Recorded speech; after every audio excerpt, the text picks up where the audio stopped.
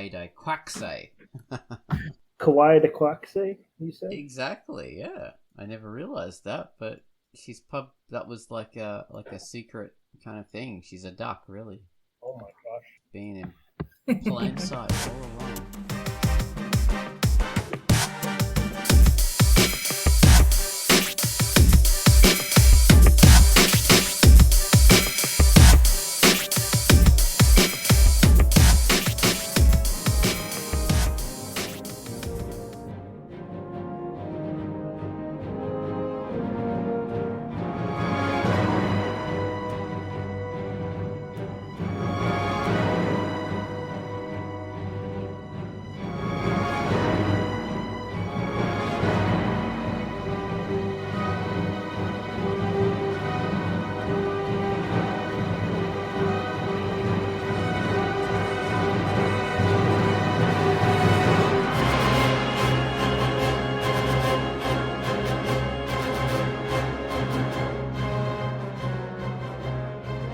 Hello and welcome to the Quackcast. This is the Drunkduck Quackcast.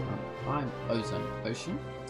Today we did our little video that we do for our patrons, and we talked about the topic that we were going to talk about, and then we just decided, let's just do a Star Wars cast, bugger it, and that's what we're going to do. Yeah. So what we indulge ourselves today. We'll have to start off with the Star Wars theme. I can't even remember what it was. Yeah. But Quacked, can we make the Star Wars theme but sung by ducks? That would be awesome. That would be disgusting. There's no way I'm doing that. I can't even remember what the Star Wars theme is. The only theme I remember from Star Wars is the Darth Vader's Empire thing. You know that good old Holt's Planets, Mars, classic piece. That's the one that always pops into my head first, too, when I think of Star Wars music. Bum, bum, bum. Well, that's what we'll do, because I can steal that and it won't be big copyright kind of issues, maybe, because there's probably a lot of copyright free versions of Pulse Planets. So yes, do it. Yeah, okay. Well, before we get into all that, we've got to mention the featured comic. Quackcast featured a comic called The Ballad of Bill. Not a duck bill, but just Bill. So tell us about that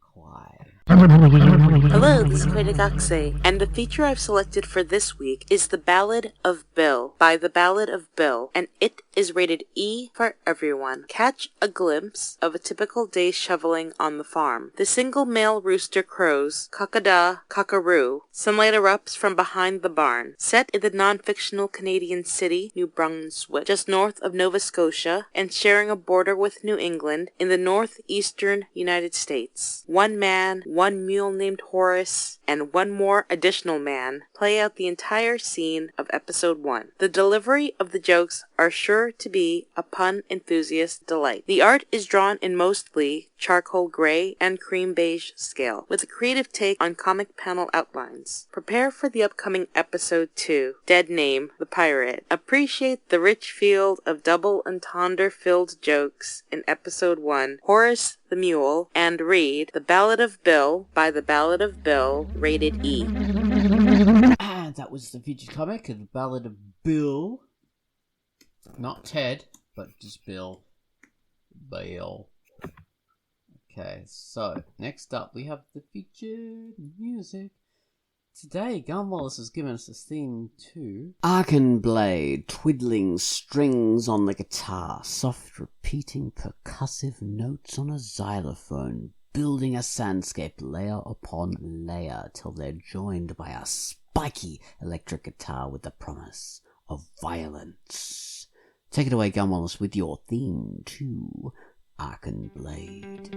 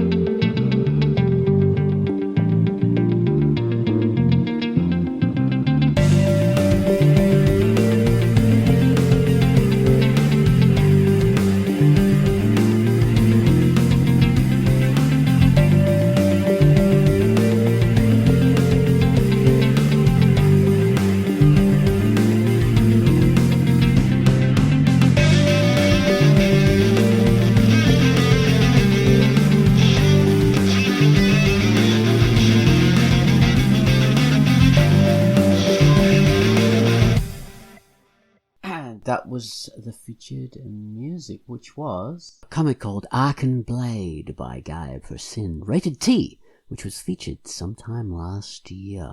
Thanks so much for that, Gomos. Okay, so next up, we're talking about Star Wars. Da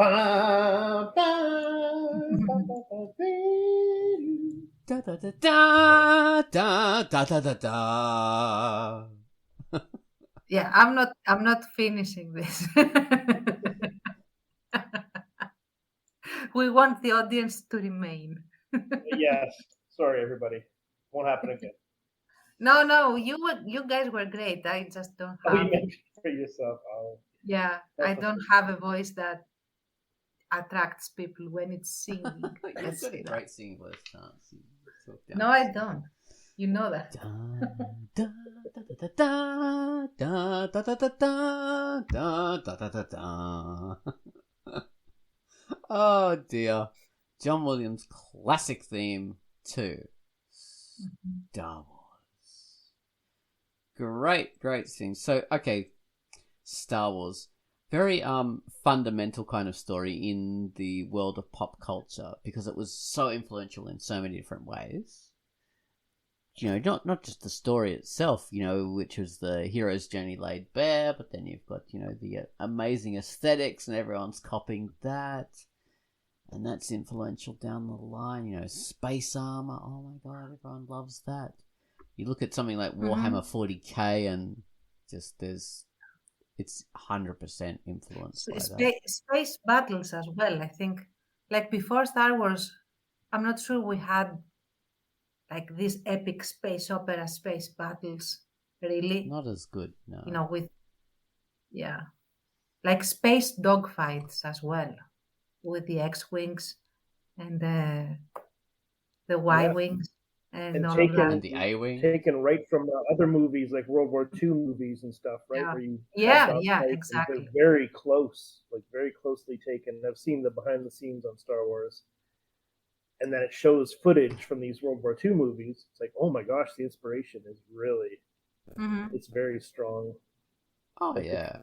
The remixing of all these ingredients Well, kind of thing. when he was... And since you talk about World War II space Nazis, That's right. best. Well, when he was doing the film, apparently, all those scenes of the space dogfights were just fighter planes fighting each other from World War II footage because they didn't have the special effects yet. Oh, so right. they just showed that. In the rough.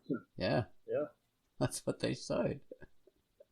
Yeah. It was. I mean, and like if you like thought about it in hard sci-fi terms, none of it makes any sense at all. You know, it doesn't work. Dogfights between little tiny non-survivable spaceships going, you know, relatively slowly, and these massive ships that got like almost zero weapons. They got tiny little lasers and little tiny spaceships are zooming around. You think, this ship is the size of a city. Why hasn't it got gigantic weapons on every part to just blanket the whole thing, you know, and just destroy it? No, but no, little tiny ships can fly up and pester it. But it doesn't matter because it looks fantastic and it's just glorious. So you can forgive it, all the stupid stuff. So we won't go like and pick apart. Yeah, and also the physics doesn't agree. If you don't get sound in space, you don't get the same type of explosions in space, you know, all of that. But that's part of the lore, and that's part of this other fantasy dimension that we accept that this is how it works, and that's fine. Yeah. And things like gravity as well. Mm-hmm. Because in space there is no up or down, but in Star Wars everyone is always on the same plane, you know, as if they're on flat Earth. Yeah. I think. Oh my God! Imagine an actual dogfight in space with this and barely any friction in the non-existent atmosphere. How deadly it would be, and how hard for experienced pilots to be even located, like all the maneuvering Mm. in space would be, as you said, in All different all directions. dimensions, Yeah. and all planes. Yeah, and I would watch that honestly, but yeah, it would be super hard to follow, and That's why dogfights don't make any. I mean, there's so many reasons why dogfights don't make any sense because it's just too chaotic. You'd have drones and long. Anyway, I'm not Yeah. going to talk about that because it gets into the weeds. But yeah, amazingly influential, simple story about a hero's journey. We start off like, how does Star Wars start off? It starts off with like a space battle in a boarding action, pretty much. No, it starts off with like one big ship chasing a smaller frigate, right? yeah, and capturing the princess. Yeah. And you get onto there, you capture the princess. There's this great like scene of the boarding action, smashing through the defenders, and then Darth Vader comes in this glorious, super tall, shiny black. All monster. black. The princess is in all white and defiant, and not kowtowing to him or anything. And his troopers. Immediately, you know who to root for. Like you side with the princess immediately. Like you don't need to know anything. Oh, exactly. But his troopers are all in white with black highlights, so they're like skeleton warriors. So he's like the Lord of the Dead, and they're like skeletons, which is a cool effect. And the other thing is they're in white, so you like that. You got that confusion. So, because good guys dress in white, and they're mostly in white. They're in white. They're in white, but the armor signals evil in the sense that it is very impersonal and it non-human almost. Like the it doesn't give the symbol of a knight. The visual cues are those of like a slightly animalistic, threatening thing. Well, it's a grimacing face.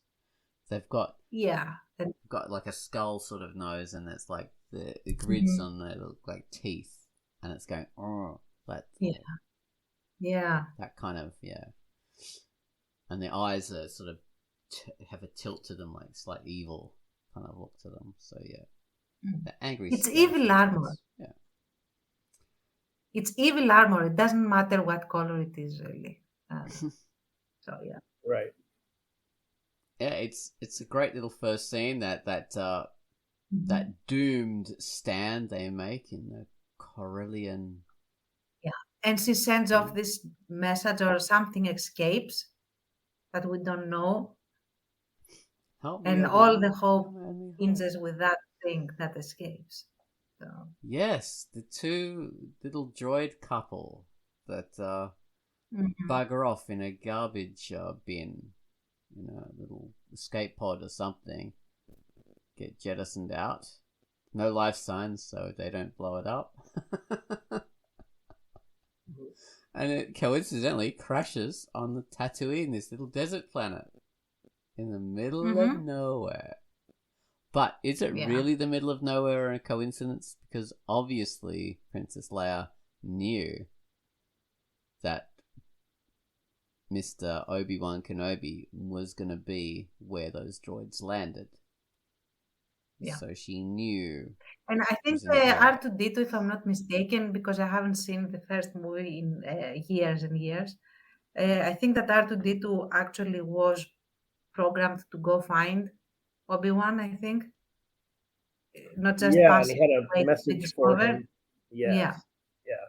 So we have our movie in the first 2 minutes max of the whole thing, and the stakes are set. We hate the dictators. They signal, all the horrid things of the invaders, occupying forces, Death Lords, whatever, or the whole thing. The princess we like. She has a clear face. She dresses in all white. She's the underdog. She is not capitulating. She's fearless. All the traits that you want to see in an underdog, basically. And now we want her last bid before she's captured to succeed. Now we have our story. Now we have our stakes. Now we want to see what happens. And the story goes on. So. Yeah. And I think, I don't know what's after that pretty much. I know like there's a whole like mixture of things because it like branches out pretty quickly along like 3 different stories. We see R2 and C-3PO kind of walking across the desert. They're bickering and they're arguing about which way to go. 3PO's complaining, and these droid characters, I think, is it Shakespearean, like lower class people, and maybe Arthurian legends too. I don't know. I haven't read those. In Shakespeare, you get the comic relief characters, Yeah, comic relief characters, and they're usually lower class people. Rosencrantz and Guildenstern, basically. Yeah, who also advance the plot, though. They are not just there for comic relief, but they advance the plot and they run a commentary as well for the audience, in a sense. So they're kind of the way in for the audience. Yeah, like they're watching the story unfold in the way. Although, they do take part. They contribute to the story also, of course. And so they're bickering and they separate. And then we follow R2, who's kidnapped who's shot and taken by the Jawas. Yeah. And then he's sold to our main character, who is the hero that is going to go on the hero journey. The classic stable boy that will become a knight. Yeah. Frodo. Or Bilbo, I should say, really. He was the... I Harry don't know. Potter. I mean, that's a slightly different trope, but yeah, more or less. Yeah, Harry Potter does the same thing. It's a pretty common trope, chosen one. Yeah. Yeah, well, we were talking on the Patreon, on the video cast, we were talking about, the archetypal story and the hero's journey kind of thing with this movie. King Arthur, like Kant said before. Yeah, King Arthur, where George Lucas worked with Joseph Campbell, who wrote Man of a Thousand Faces, I guess crystallized this kind of hero's journey map for story. And George Lucas followed it very closely. Among other influences, this was kind of like the story spine, I guess, if you will, is the hero's journey. It's like underdog character who sets off on this experience and has teachers and gathers friends and learns lessons and all this kind of stuff. I love the way that we start off big. We start off huge with this gigantic Star Destroyer that's like bigger than big, And then we go all the way back down to smallness, a farm, a little tiny farm, and just the guy needing to pick up some agricultural equipment to help the farm out, So it's like... Well, man, thankfully we started with that space thing. I'm so glad that it starts that way because I think the movie felt very fast-paced at the time. Mm-hmm. But now, like rewatching it now, it's of course an old movie at this point, but it moves very slowly in the first half anyway. It kind of crawls along. I'm glad that we open with the ships. I think that's why we open with the ships, because it's like this is what we're going to circle around to. So be patient with the slow burn of the boy that will get entangled in all this. This is the promise that the movie makes. That's right. It is, and I love how everything kind of is just leading up step by step to take him off into the stratosphere and to take us back to that fantastic sci-fi battle world that we glimpsed in the beginning. And it's all about that. It's like, it's so interesting because we're grounded. We're completely grounded by a guy who's a bit annoyed at his parent figures and wants He- more out of you know life. what? Exactly. He's a Disney princess. Like he doesn't sing it, but he has his "I want more" moment That's that right. that all the princesses in Disney have. Uh, so he definitely follows that sort of recipe of the hero journey. Like I want more. I have ambition. It's not that I go out on the hero's journey because of need necessarily, although that also happens because his family gets burned. Yeah, later that does happen. Yeah. But he has like a double motivation. Like he gets what he wants, but in the worst possible way. So, yeah. Yeah, that's very true. I've heard Mark Hamill, like Luke Skywalker, say when he first read the script, he thought it read like The Wizard of Oz, Mm. where Luke is Dorothy, and he's like sort of yearns for more, and he sets off on this adventure and meets all these kind of wild characters. Yeah, well, he's got the Tin Man there, I suppose. Yeah. Well, I mean, not every beat, but just in its essence, kind of thing. And it goes to show how archetypical the story is, and it progresses very archetypically. He meets the mentor who builds him up, teaches him certain things, and then the mentor dies and he has to step up and be his own space wizard in this case, or his own knight, or whatever. Yeah, it's beaten out very carefully and. Oh, I was going to say by the numbers. That sounds like a criticism. It's not, but it's very like no. The structure is very strong. It's structured well. It was put together by I don't know, a clever writer, but a writer that I think it's more than luck. I think it was real cleverness.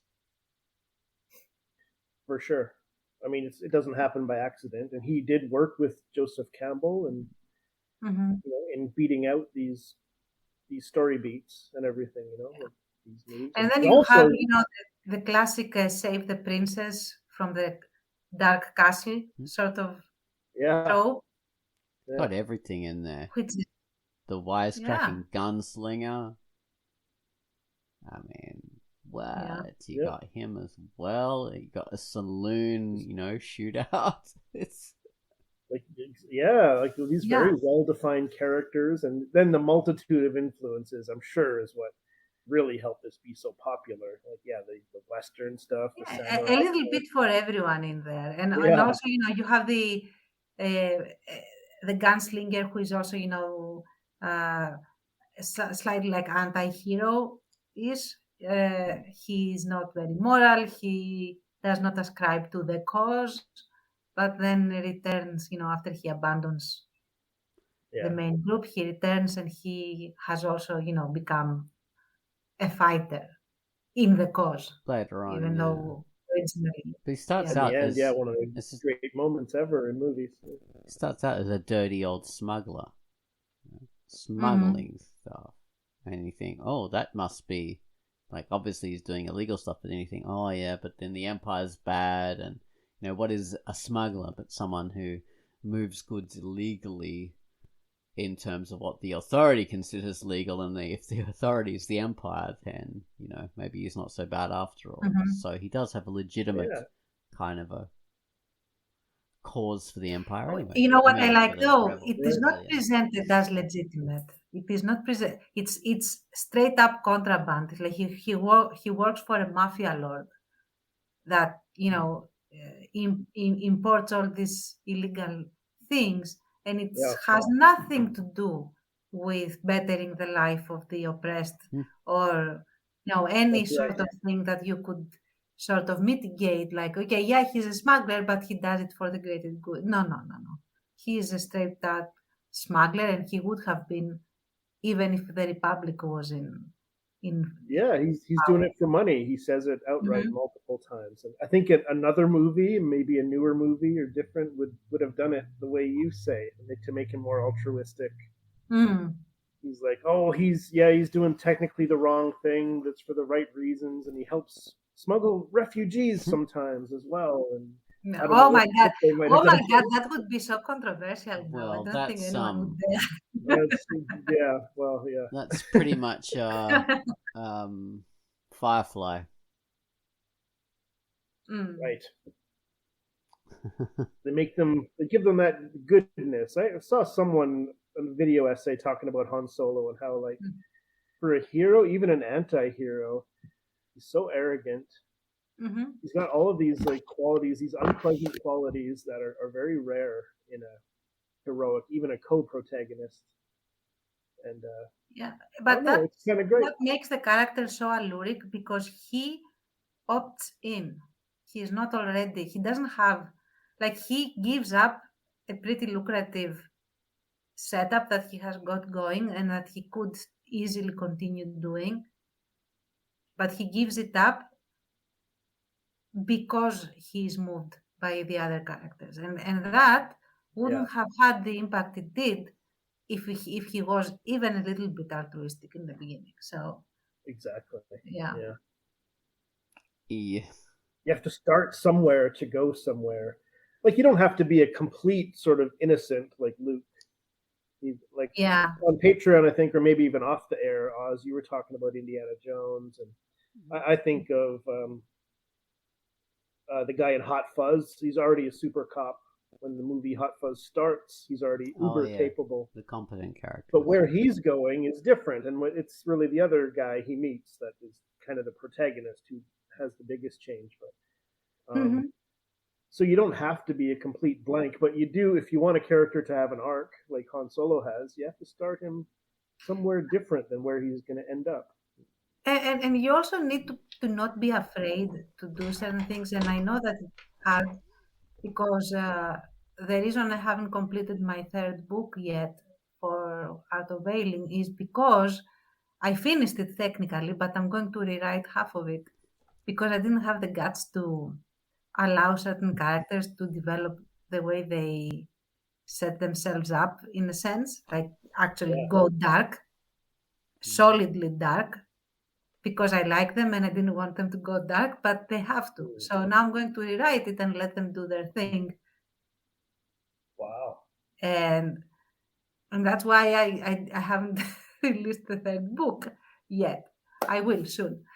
But you should be able to do that. I'm not saying it's easy, especially if you really like certain characters or you like certain tropes. But if you allow and you show your audience that, you know what, if a character wants to become a devil, we are going to let them. That makes everything much higher relief, in a sense. Like all the choices of every character acquire a lot more impact, in my opinion, at least. Yeah, I agree. And it's so hard to do if you get attached to your characters as a writer, and you, you sympathize with them and you want them to look good or whatever. Well, that's the thing with Han, isn't it? So he had that darkness to him, which was removed when Lucas went and redid the story by making him shoot second, So he was just defending himself. Let him shoot first. That's survival anyway. I mean, why would he shoot second? Yeah, it's a surprisingly fundamental choice. So then what we've got these people all together in their little spaceship, bundling off into the stars. Suddenly Luke and Obi-Wan Kenobi are into space. And all the weirdness that happens in there. But we've also got the counter story of what's happening on the Death Star. I'm pretty sure that's happening at the same time. You've got Darth Vader, and then there's an even bigger bad, Grand Moff Tarkin, who is the boss of Darth Vader. So and that's a weird thing to see because you think automatically, oh, the huge guy in the cloak and the helmet that he doesn't take off, he must be the boss. But no, he has a boss himself, who is even greater. And I mean that will prove later on that he's got an even more important boss, but in the Emperor. But yeah, Grand Moff Yeah. Tarkin, this guy with his cheekbones, like, He's the epitome space Nazi. He's the space Nazi. So he is. and he gives off a very threatening vibe without actually being magical, which is also a fit in my opinion. He's got wonder. Yeah, he's got gravitas. Is it Peter Cushing? Peter Cushing, yeah. The actor did all those great Hammer horror movies in the 60s and 70s, I think it was, like playing Dr. Frankenstein, Van Helsing, and all this stuff. That gravitas and the powerful presence and stuff like that. Really, him and Alec Guinness gave everything a lot of weight. Their presence. Oh yeah. I was going to mention how they seed the backstory of Luke's dead father being a Jedi, and Ben Kenobi was friends with Skywalker Sr. and like this stuff is seeded in there so beautifully, and Alec Guinness does it so incredibly, delivering that backstory before the prequels ever existed, of course. Yeah. Painting this whole picture of what the world used to be, and he trained Luke's father, and he trained this young Darth Vader, and Vader turned dark and killed him, and also setting up the idea of the Force and everything like that, which is sort of underneath the plot. This is kind of the subplot or the subplot to the whole thing, the spiritual journey underneath the literal. It's all set up very, very, very well, and you never suspect really what might really be going on until you know it from pop culture, of course. But. Yeah, and the thing is, the whole revelation that Darth Vader is Anakin Skywalker is a retcon, basically, because the original first Star Wars movie was supposed to be a one-off. So it was a complete story, nicely packaged and gift wrapped with the end scene, with the medal ceremony and stuff. Yeah. But then they expanded it and they retconned certain things. So it's not the retconning that was the problem, because the way they did it was good. I personally would have done it differently, but still it was good and it held water and people bought it in a sense. And I'm not saying, I'm saying they bought it in the sense that it didn't kick them off the story and the immersion of the story. Instead, it had even higher stakes now, because the idea of corruption, the idea of not telling Luke the truth in the beginning, and giving him the truth from a certain point of view, all of that. Good point. Certain point of view. There's a lot of things about the story. We look at it now and think, oh yes, this is a whole big, neat package of a story, this original trilogy and then this other trilogy. But it never was. It was sort of just like, seat of the pants sort of stuff, writing as they go in a lot of ways. The whole thing about Luke and Princess Leia being brother and sister, that wasn't an original thing at all in the first. No, not at all. The idea was completely different with Return of the Jedi before, apparently, than the second. Yeah. So the thing is that they sat down and they created a story that didn't append the original.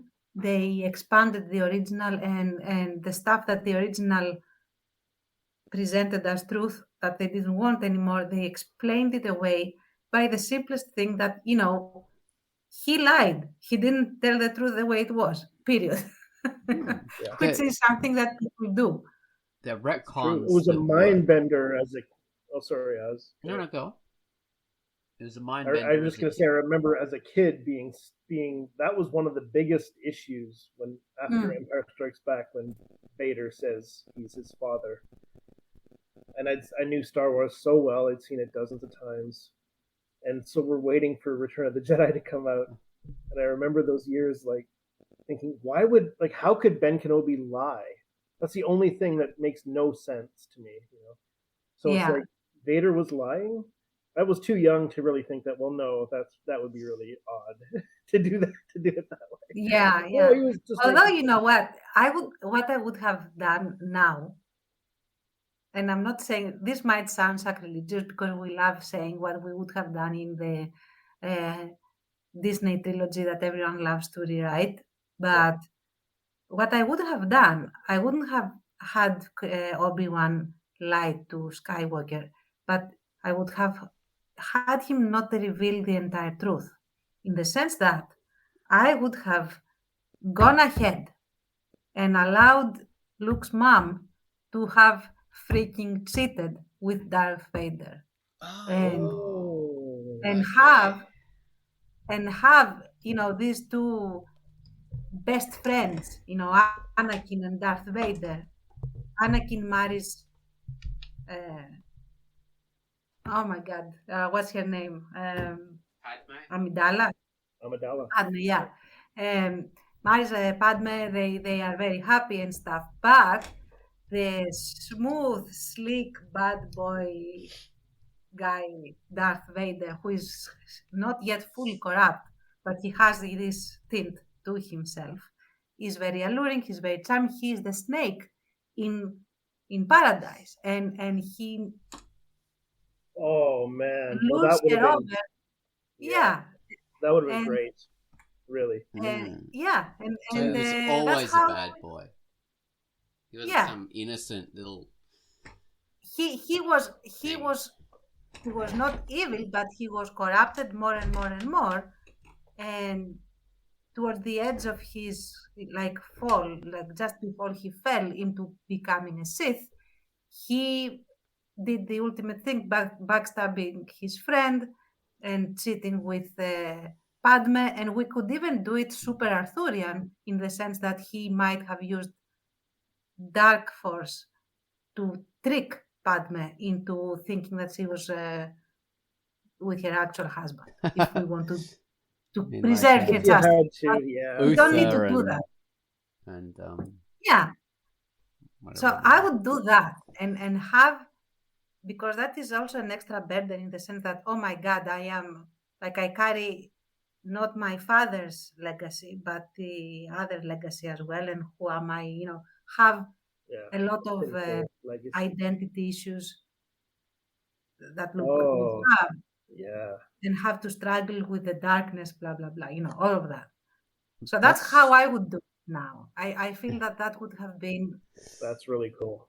And you a could have lot more kept it ambiguous in the prequels, even like you show the cheating, but not say that I'm pregnant and it's yours. You never have that scene. So yeah. it's ambiguous. So that way, that moment in The Empire Strikes Back is still a twist. It still works. Exactly. Isn't that what they Uh, sort of did with the Adam Driver character in the sequels? and you know what? Now that I'm expanding, I don't think they did that. Did they? With the Adam Driver character? I No. think so. No. Wasn't he Anyway, conflicted and all that by his heritage, his grandfather? I am running away with myself now, but Okay.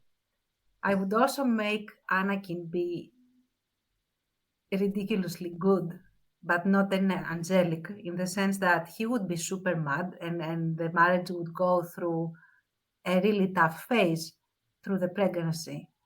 But then he would decide that, you know what, I don't care. The kids are innocent, and I'm going to raise them, keep them from the stigma, a whole range of things. And that pisses off Darth Vader even more. Like that he manages to be pure and better, quote unquote, even in this. And that's when he goes to kill him, and he just kills everyone. That's how I would do it. If you want to go whole hog, like have the fight between good and evil right there over the product of this union that is very iffy of how it happened and who is to blame and blah blah. Yeah. I mean, they skewed more kid. It started even in Return of the Jedi. They started skewing more for younger audience, I guess. Yeah. And maybe the prequel scripts were maybe not worked on enough.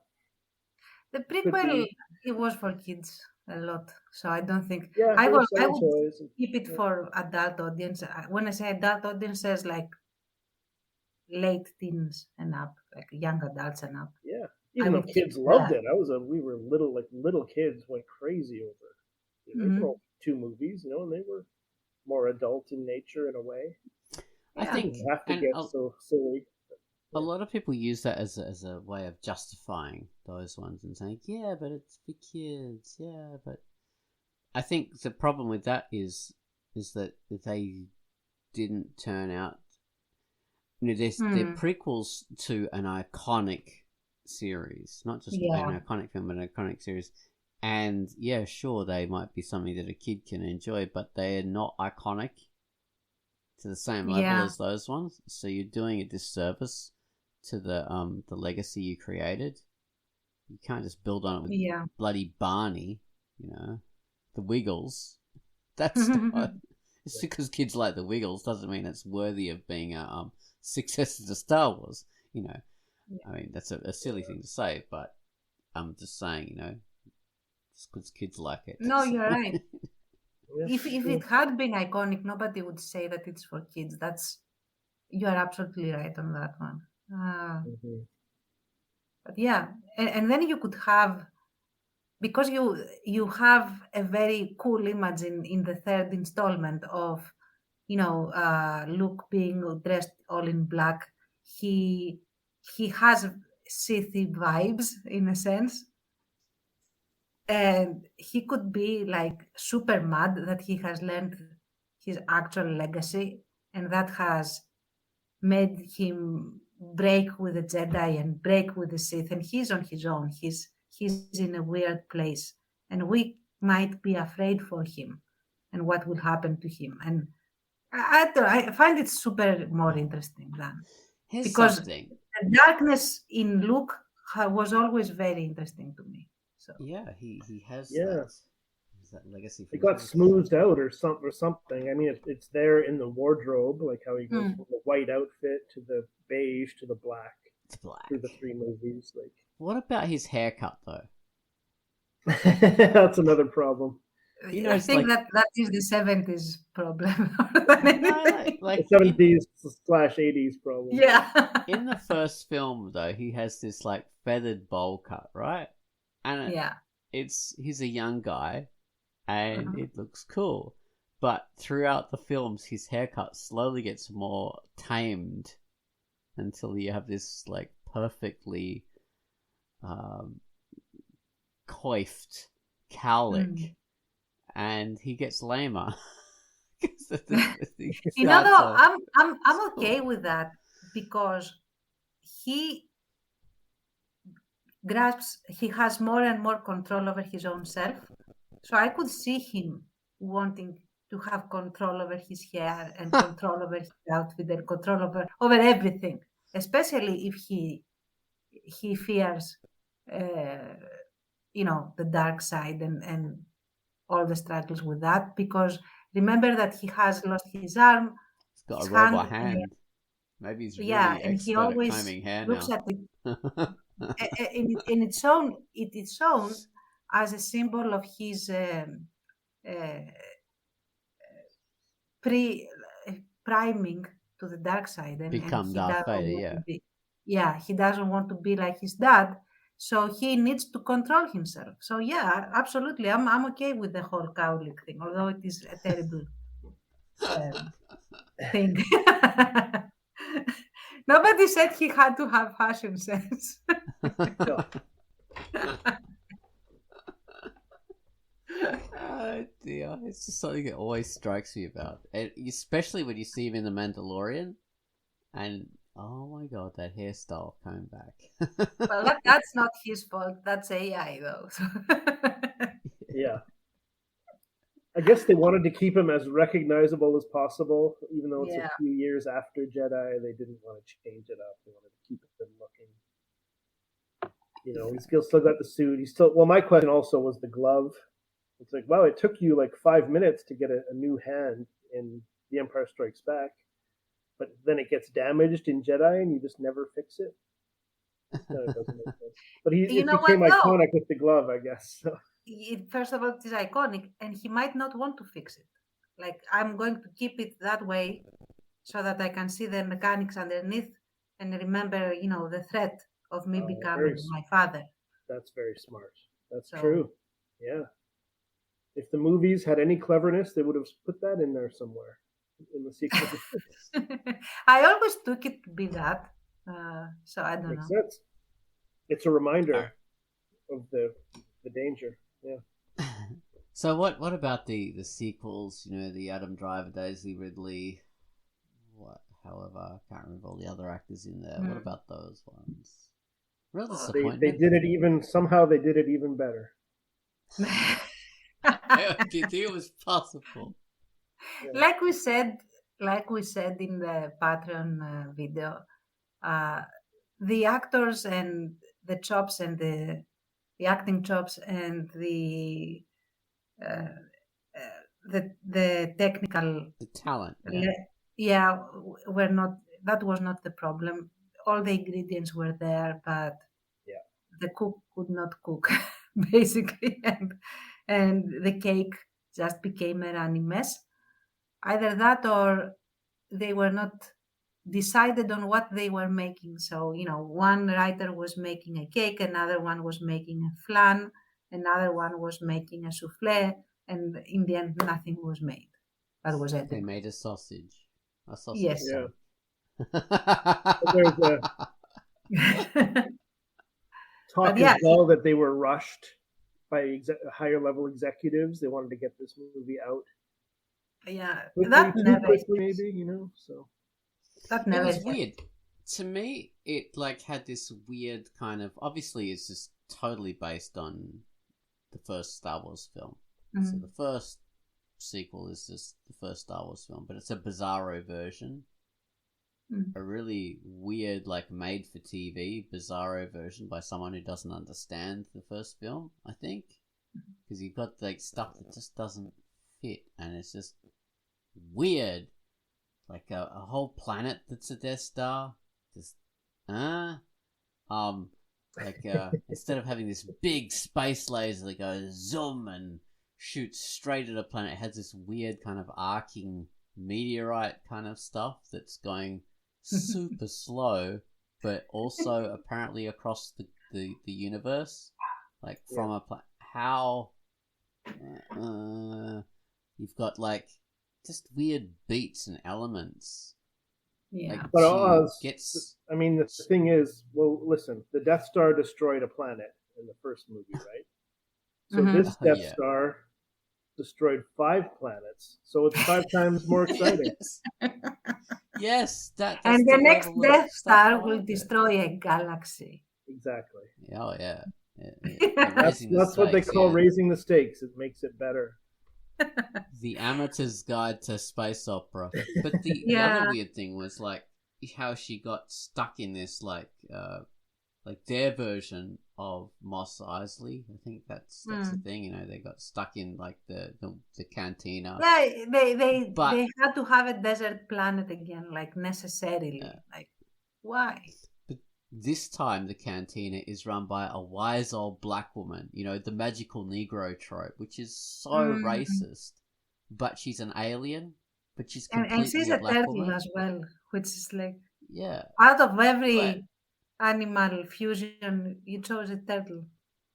Okay. And it completely broke from what was set up in all of the Star Wars films, in that you have a completely established human trope just in the body of an alien, which they hadn't done. I think the closest they'd done in the other Star Wars films was the fish people, the calamaris, was sort of like human, but they're not really in the way they talk. But in this one, you have just a completely magical Negro black woman trope in the body of an alien, and it just broke what they'd set up with Yoda and all these other things. It reminded me a little bit of the Matrix, in the sense that the Oracle. Oh yeah, yeah. The Oracle. But the Oracle in the Exactly. in the Matrix was very specifically there for reasons, like it had a strategic reason of being there. Whereas I don't think that. Yeah. Anyway, but going Well, the along with Oracle the is. go. Well, the Oracle is like, yeah, that is like, you know, the magical Nego trope, but it's meant to be that way Hmm. because this is a magical person. She is, But you know, exactly, that's what this I'm wise woman saying. kind of thing. Yeah. But yeah, I'm agreeing with you. Hmm. And in the Star Wars thing, it's just it Yeah. doesn't fit. And as I said, in absolutely, it's not that only that it doesn't fit. It's you have all the ingredients there of making and expanding the saga. But you first of all need not to hate on it. Like you shouldn't be antagonistic. You even if you want to explore different aspects of it, by hating it, you are not going to do anything.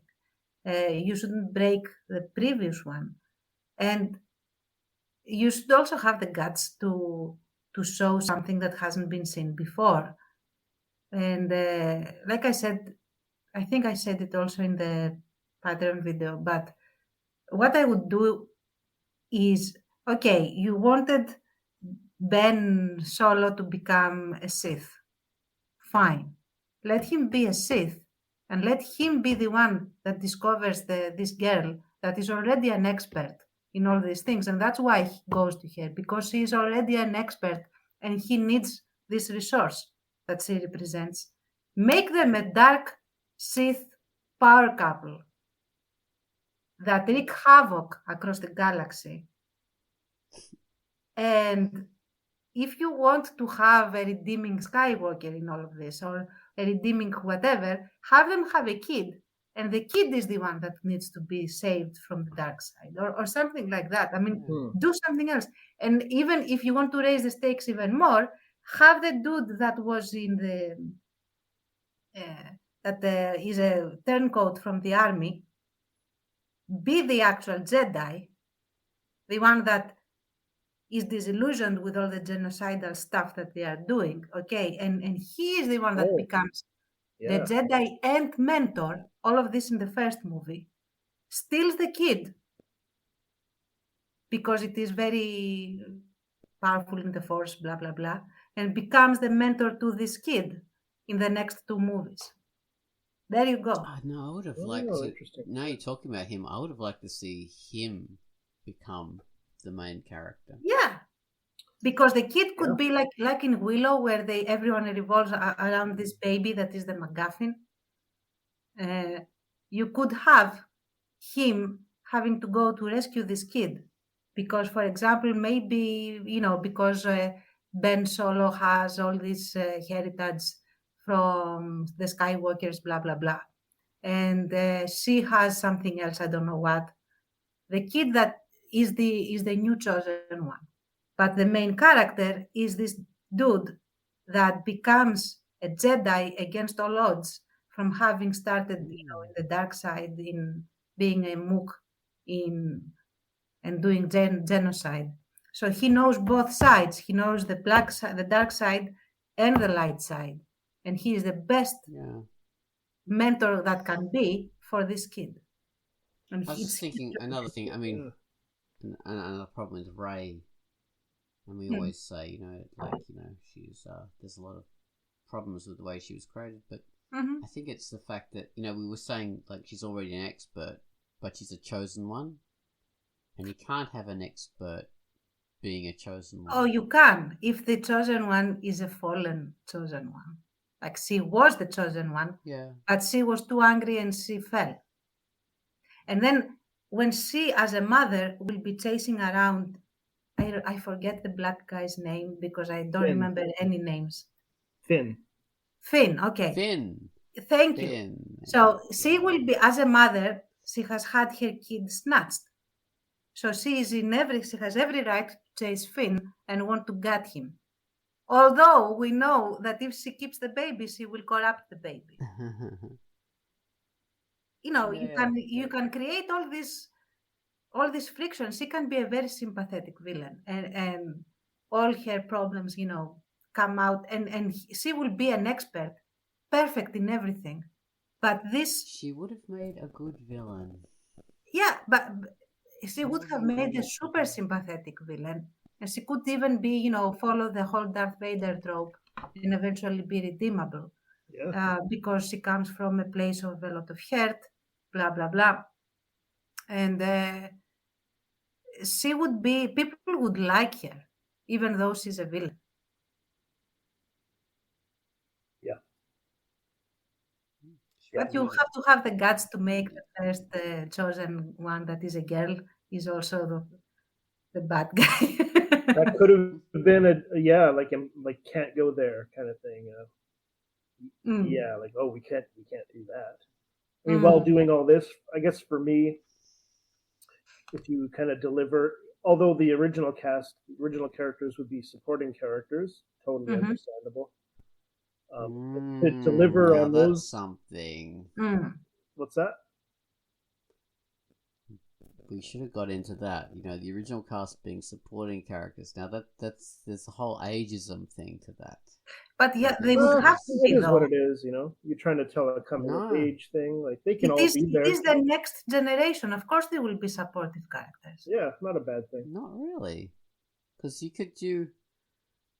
I mean, Red and movies like The Expendables has proven that you can do an engaging film with older characters. Yeah, but that is just have it focused on them. That is a different story, though. Either they would have to commit to them in their, golden years and how they have to fight and do things as older badasses, which is another type of story, or they have, they have been succeeded by the newer generation, but they can also be very, very vital in directing things, because a badass doesn't necessarily need to be, boots on the ground. They could be... Yeah, general. Yeah. We never have... Which are meant to be anyway. That are important in this story. Make Leia a general that is terrifying as well. Like, she's extremely good. And she can tell what is going on. I think that's the story that I would have wanted to see. Yeah, the absolutely. Older Luke, older Leia, older one doesn't nullify the other. Too, it's just what yarn you are going to follow, and you can still explore both. And you don't need 3 movies. You can have 5 movies, 10 movies, and explore all of that. Why not?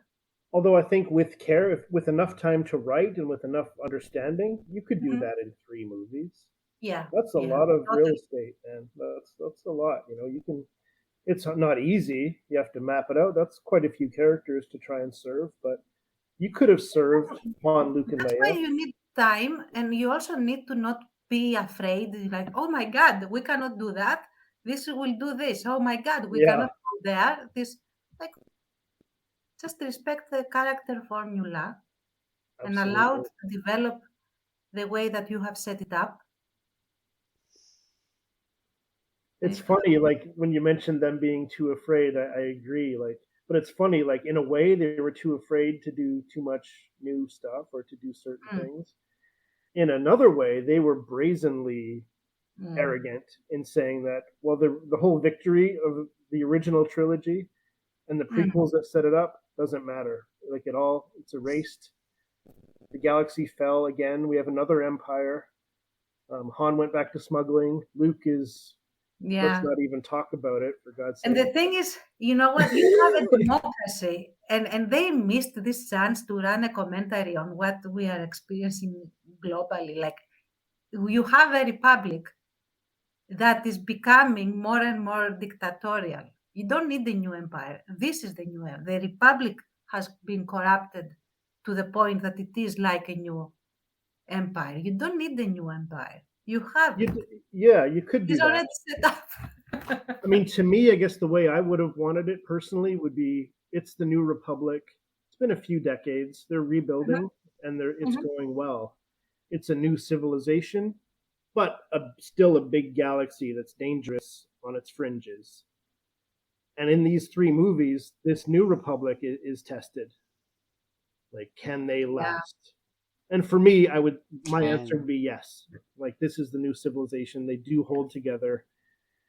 Almost destroyed, but with new characters and old, they maintain. I would have loved that. Yeah. So anyway, that would be the rough. It's easier said than done, but I would kind of end it with the new civilization being tested, ultimately tested, and then surviving. Within that, you have plenty of character arcs for the old characters, for the new characters, a galaxy of possibilities for spin-offs and stuff still. Again, easier said than done, obviously, but they had endless resources to do this. It's the Mhm. And resisting the urge to raise stakes. or to challenge, or I heard someone say brilliantly recently about the sequels that they could not imagine Star Wars without an empire. They couldn't conceive of the Yeah. story without the empire. They didn't want to do anything different on that level. It didn't have to be That was a building an problem. empire again. Yeah. Plenty of other challenges, and there were tons of novels. Like, plenty of those were really beloved by the fans. And I think they're taking some of that stuff now and giving Luke's story to Rey, maybe, or to Ahsoka or other characters. But I mean, whatever. Ahsoka. Isn't Star Wars funny in that they do have these like tiered stories? So we have the original, which was just young adult sort of thing, or adults or whoever. But then we have all these other things that came after, like we've got the books. Okay, so the books are for fans and for all different ages they're aimed at. Then we have this stuff like these animations that came out in the 90s and the 2000s in order to, I think maybe 2000s, to support the prequels, which were the Clone Wars. And that's beloved by certain people. But and people said, oh yeah, that they're the good ones. Yeah, look at the Clone Wars, and that's where all the goods are.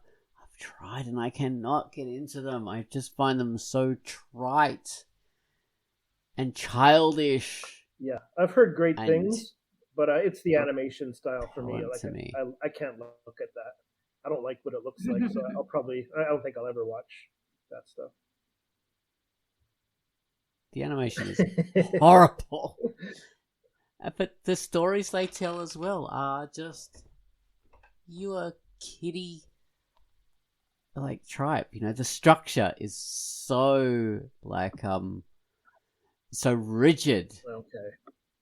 Like adventure happens, we learn something, we laugh in the end, Like 1980s Hanna-Barbera cartoon structure from an adventure story that sells toys. That's how it is. Why is it beloved?